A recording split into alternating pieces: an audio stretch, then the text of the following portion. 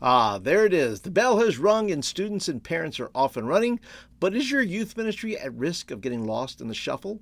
Hey, youth pastors, Paul Turner here from the discipleproject.net. And today I want to share with you 9 things you should be sharing with your parents at the beginning of the school year so they won't be confused and they'll get connected and stay connected with your youth ministry. If you like videos that help you stay motivated and keep your youth ministry moving forward, then consider hitting that subscribe button and you'll get videos like this every week. Now, let's look at a video from a former coaching client of mine and the important things he shares with his parents to kick off the school year. All right, so here's a video that Giles made for his parents. And I want to encourage you, youth pastors, find a way to communicate with your parents beyond bulletins, beyond other things. Make a video like this. This is a super simple video that Giles made for his parents, and it lives forever. They can watch it anytime they want. So consider making a video or audio piece for your parents, and that way that lives on. They can always go back and listen to it or watch it. So let me go ahead and start the video, and we'll break it down from there.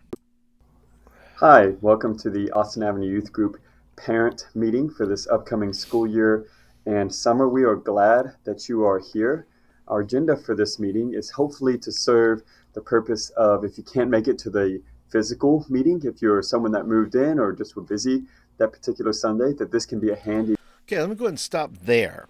The first thing that Giles does here is he puts together an agenda. So when you're mapping out what you want to communicate to parents, be sure to map out what they need to hear. Not necessarily what's important to you, but what is going to be important to parents. And as you'll see here, Giles does a good job of mapping it out and then go ahead and delivering on what he has just said. So if you're going to make a video, I would advise you to go ahead and script it out so that you'll be able to stay on task and parents will get the information they need. Let's go ahead and continue.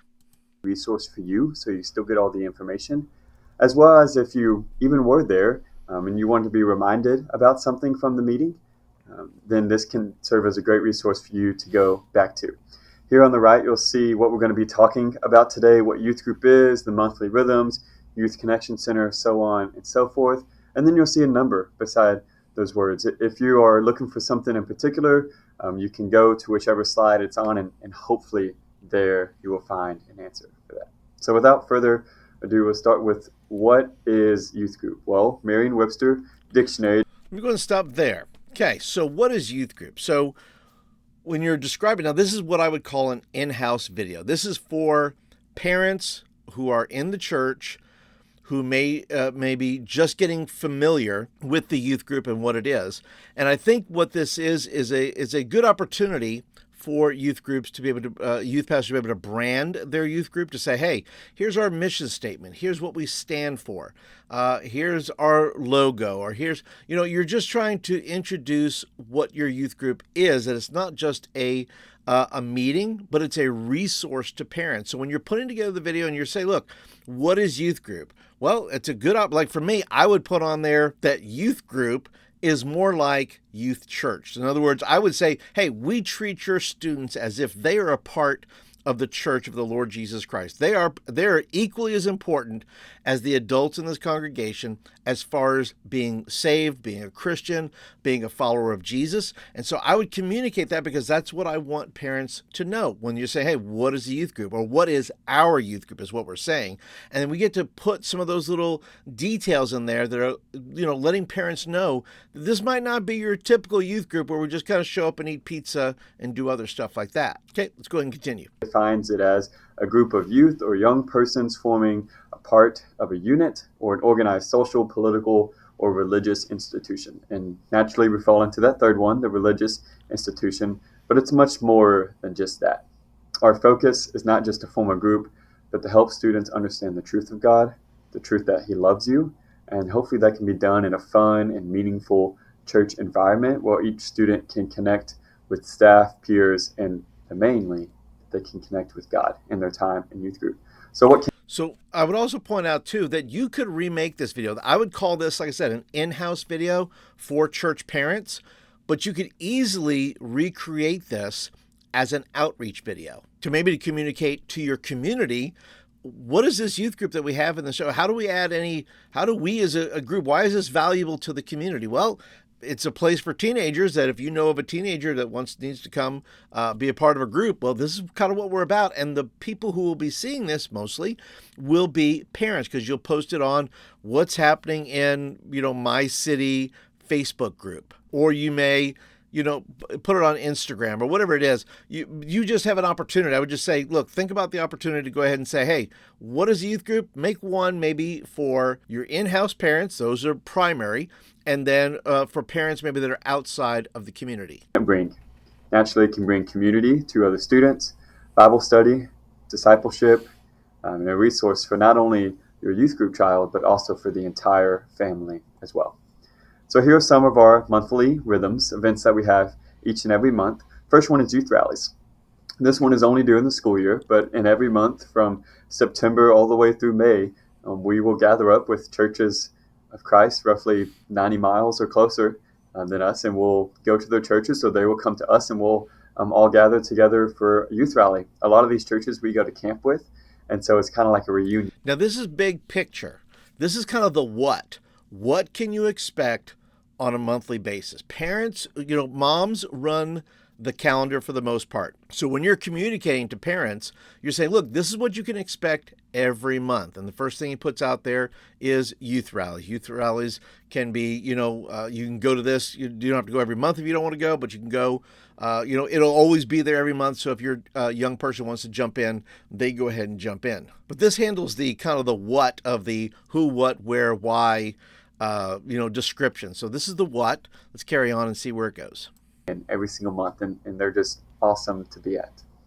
Our weekly guys Bible study on Thursday nights, we'll have a Bible study just for the guys. SALT, that stands for Student and Leadership Training, where I have some of the youth group kids will come over and we'll talk about all things that have gone on in the past month, things that are coming up. And I think this is so smart of Giles too, that he puts in there that SALT, that his SALT program is that communicates we're developing leaders.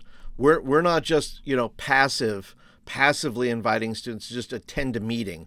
We have a purpose in this, that there are students who we will be engaging with to teach them important lessons about leadership, about serving, and other things. So I think it's super smart about putting that on there. I think that communicates a lot about the kind of youth group that he is running and why this would be important to parents. Their input on things that they would like to do, classes that they would like to see. So we'll design curriculum, we'll make events, and really just have a lot of fun.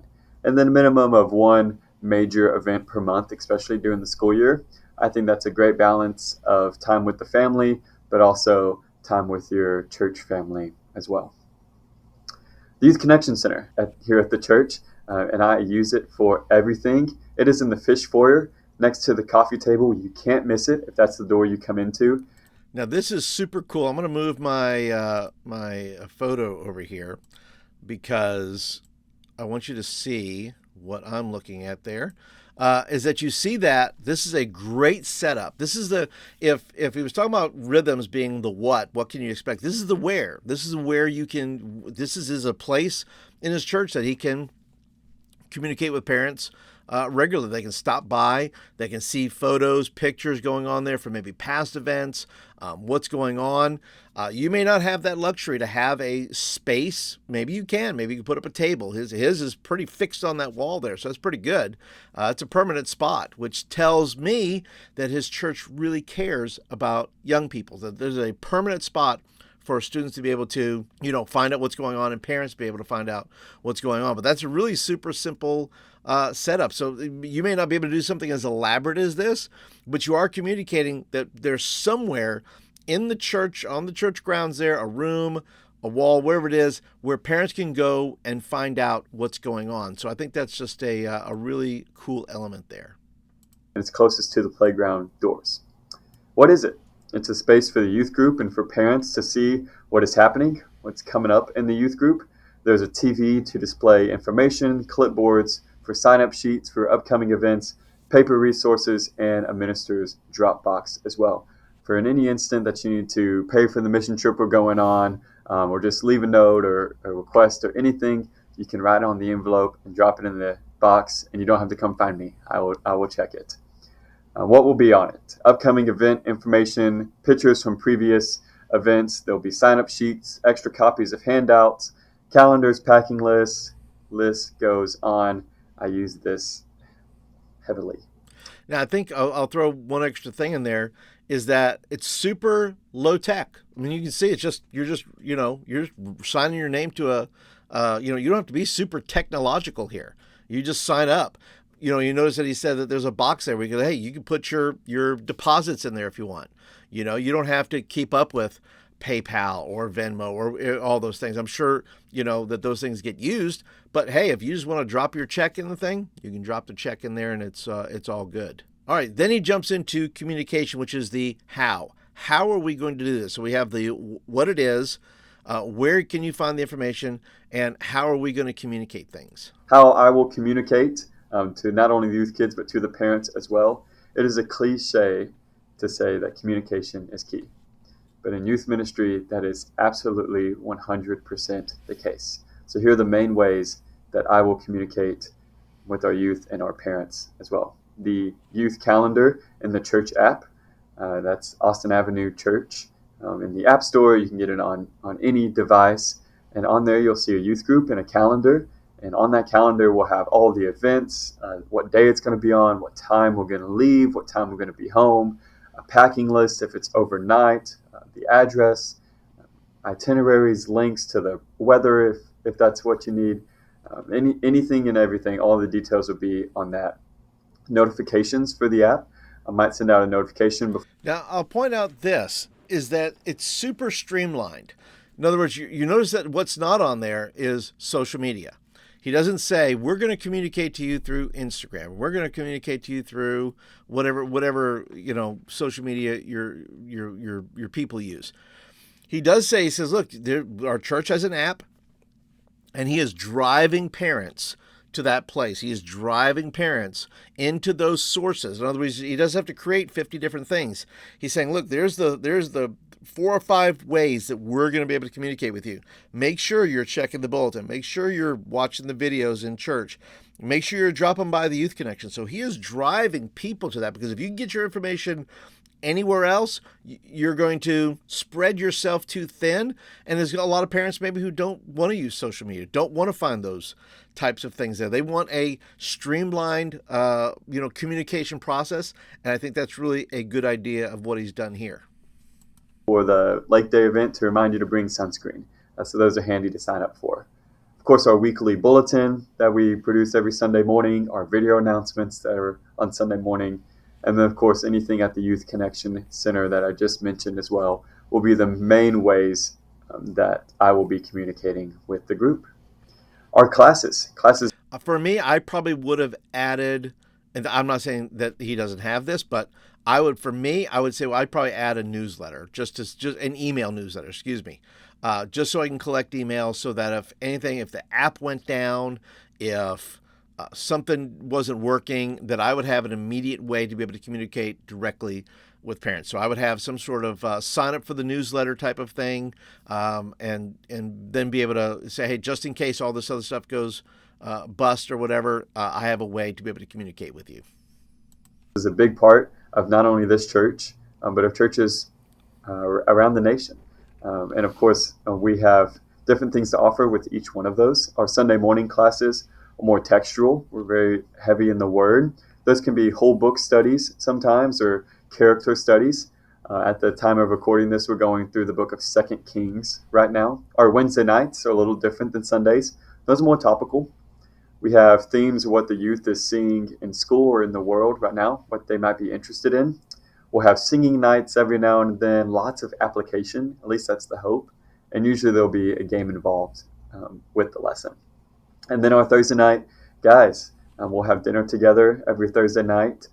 This is more traditional Bible study. We might go, one chapter at a time. A lot of discipleship and accountability in this. Now, one thing he does here, what I like about it, and I should have moved. Let me back it up just a little bit, and get myself out of the way here.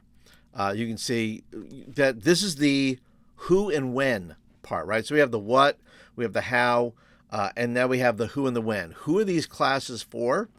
and when do they happen. Thursday night is the guys study. Wednesday night, probably everybody, right? Sunday morning, probably everybody. But he also differentiates those nights to say, look, this is what Sunday morning is going to be. This is what Wednesday night is going to be. This is what Thursday night is going to be. And I think that is super critical information that a parent could say, oh, guys, we have something for guys. Well, that's great. My son is looking for maybe to get to know some of the other guys in the group. Well, then you have a Thursday night study for them to be able to go to. So in producing whatever way you're going to be communicating with parents, be sure to go and communicate who is this for, what differentiates these meetings. These meetings are not the same. Sunday morning does this, Wednesday morning does that, Thursday night does this. All right, let's carry on. And then our Thursday night, guys, we'll have dinner together every Thursday night. This is more traditional Bible study. We might go skip a little bit. Next Gen support. You might remember our Parent of the Month the past several years. This is the same thing.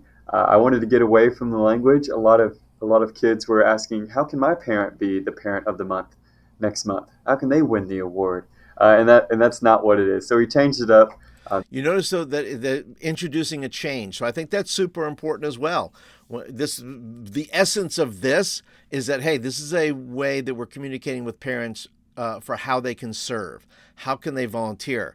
But the fact, too, that he's making a change. Say, look, if you have any major changes that you're doing this year that you didn't do last year, you may want to go ahead and introduce those changes to update parents who might be used to a certain way of doing things. Say, oh, no, or maybe you're changed your verbiage, things like that. I think this is an important little tool, little tip in there that you can use to be able to communicate with your parents if you have a change that you need to make. To Next Gen support. So if you're interested in supporting the next generation, the future generation of the church, then this is for you.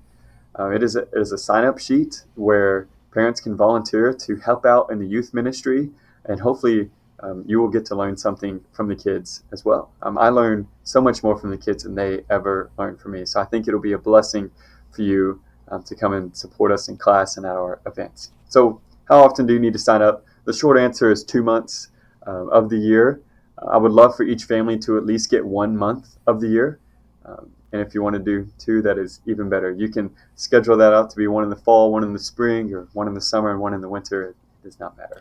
Super good details there, right? Super good details. He's building expectation. He's saying, what am I asking of you? How long does it last? It's not forever. It's 2 months. So be sure to go ahead. It doesn't take very long. He said that in like 30 seconds. You don't have to go ahead and elaborate or just go on and on about it. Just go ahead and write it out and say, hey, here's the expectations we have. We'd love to see you be a part of that every month.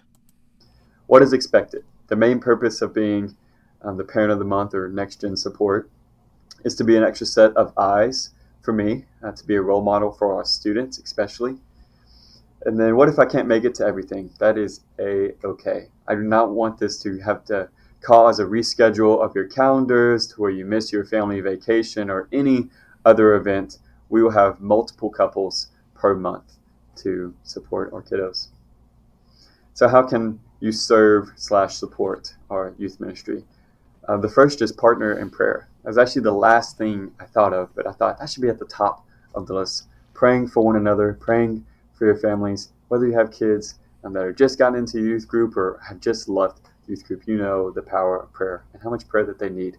You can volunteer to lead, to cook, to host, to use your talents, whatever those might be, and to let me know your ideas. Usually they are better. See, this is a big thing, right? He's letting parents know they have options. Listen, if all you can do is pray, go ahead and pray. If you can volunteer, go ahead and use that. If you are able to lead worship or go to camp with us, whatever your talent. You're great at the grill, right? You're a great griller, and you can do a cookout for us. He gives the parents options. So be sure to go ahead when you're communicating, how you can serve or how you can serve the youth ministry. Be sure to include a few different options to be able to draw more people in to help you. Than mine. Several of the things we've done this past year have been ideas not only from our students but from our parents as well. So that is a great way to support the youth ministry. Here's some camps and mission trips that we go to each year. In terms of camps, we had Camp Blue Haven. That's always the first full week of June. Immediately following is Lake Cisco Christian Camp, just an hour up the road from us, and that's always the second full week of June. Very busy month. And mission trips. Each year we go to Houston Impact for Christmas and summer. For local mission trip that we have in Brown County and surrounding counties. And then Arizona, this last year we went on spring break. See, he adds the big events, right? That's another thing you want to be able to communicate with parents. What are the big events? Other yearly events. This is not a comprehensive list by any means, but just some to keep in mind throughout the calendar year. Leadership Training for Christ, LTC. We'll do that on an every other year basis. Lock-ins. New Year's, beginning of summer, end of summer. Encounter LE, where we go to Lubbock every November. Pool parties, lake days, if you have any desire to host one of those. Senior Sunday is always in May each year, and Winterfest in January of each year. And lastly, our annual release forms. This is really important. So where can you find them? You can find extra copies in the Youth Connection Center, and I'll always have extra copies in my office if you want to stop by. What are you signing on? It's our behavior policy, emergency medical contact, emergency medical and insurance information, transportation release, permission to publish any pictures of your students for our social media pages, permission to baptize your student if they're not already, and then just general information that the church needs. And why do you need one? This travel consent is required not only by the church, but by the state and national government in the event of a medical emergency. That way we are more than prepared to have authority to pursue. Yeah, this is big to have these release forms. If you're not available or for whatever reason you don't have access on your phone to be able to send it to a parent, he's driving them right back to the Youth Connection Center because that's where it's going to be, right? And once again, you can always email it later, but parents who come in will be able to see it, whether they're new parents or they've been in the church for a while. They know exactly where they can go to find what they need to find without having to find you or without having to send you an email or anything like that. Medical assistance.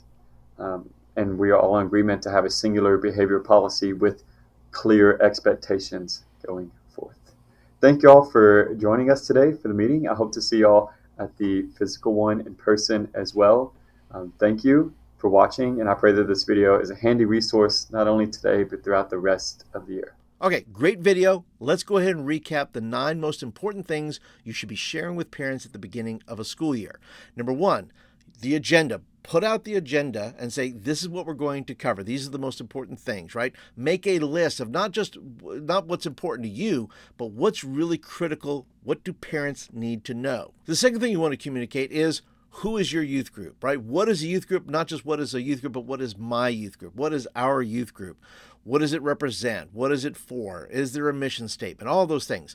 Describe, take the moment to say, this is what our youth group is about. The third thing you want to be able to share is, what can you expect, right? What can parents expect from our youth group? What can they expect throughout the year and the different things that they can be looking forward to? The fourth thing you want to be able to communicate is, where can they find this? What is the process here of where you can find the information at? Is it at a physical station? Is it by emailing you? Is it a Dropbox? Is it Google Drive? Whatever it may be, where can parents find that information? You want to be able to communicate to parents so that they are not like freaking out, like they don't know what to find or who to talk to or anything like that. So be sure you are telling parents, where can you find the information? The fifth thing you want to be able to communicate to parents is, how will you be communicating with them? Is it a newsletter? Is it a texting service? Is it email? Whatever it may be, like in Giles' video, maybe it's a church app, maybe it's the bulletin, whatever that may be. Find your ways and say, look, here, if you need to drive parents into a specific thing, in other words, well, just subscribe to everything, all the channels and all the youth group things. No. Give parents a smaller purview of what you're trying to do, and then send them to those 2 or 3 areas that they can get the information that they're looking for. This will save your time and theirs, and everybody's a winner then. The sixth thing you want to communicate to parents is, what are your classes and when are they happening? Whether it's Wednesdays or Sunday mornings or that small group that's going on, be sure to communicate with parents, because not only do you need to communicate when they are, but how they differentiate from each other. It's an opportunity for you to say, this is what we do then, this is what we do here. And if you have something unique like Giles does with his Thursday night guys night, or maybe there's another night where you're doing student leadership development, great opportunity to communicate what those classes are, when they happen, and how they differentiate from one another. The seventh thing you want to share with parents is how can they serve? How can you get involved? How can you be the parent that comes in for a couple of months and uses your time and your gifts and your talents, whether you're grilling for a weekend event or you're on site in a Wednesday night youth meeting and maybe you're helping with a small group, whatever that may be sure to communicate with parents and giving parents options so they know where they can jump in and how they can jump in based on the talents and gifts that they have. The eighth thing you want to communicate are the big events. What are the big tent events, whether that's camp or mission trips or this retreat? And you notice that Giles only had 2 things. It's probably good to keep it to 1 or 2 things on your list as well. And the ninth thing you want to communicate to parents is about forms. Or do you use special forms? Where can they get the form to go on this particular trip? Where do they find the baptismal form? Where do they find the confirmation form? Where do they find all these forms that they need to fill out if they want their child to participate in a particular event or a class? Be sure to let parents know to either email you, physical spot that they get to go pick it up, Dropbox, whatever it may be. Be sure to communicate with the parents. They will appreciate the fact that you have directed them to the simplest way they can get it without having to track you down or scour the internet for it. And listen, you heard me mention coaching at the beginning. That I did was, helping Giles with coaching for his youth ministry. If you're interested in coaching, if you'd like to level up a little bit and you're interested, I do something called Catalyst Coaching. We do a 3-month run. We meet twice a month. If you're interested in that, I will leave links down below. You can check it out for yourself and see if it's something for you. And if you're looking for more videos, by the way, if you're looking for youth pastor advice, well, I got a whole bunch right over here if you'd like to look at those. Or if you like games, yes, everybody needs games, right? So there's a big old list of over 100 games you can find right here. And listen, if you do me one more favor before you leave, go ahead and click that thumbs up button. That tells me you like the video and you want more of them. And listen, I'd love to hear from you. Tell me, which of these 9 things do you need to include in your communication with parents? Did any of these inspire you? Leave me a comment down below. But that's it for today, everybody. Thank you for joining me. Appreciate you being a part today, and I will see you all in the next video.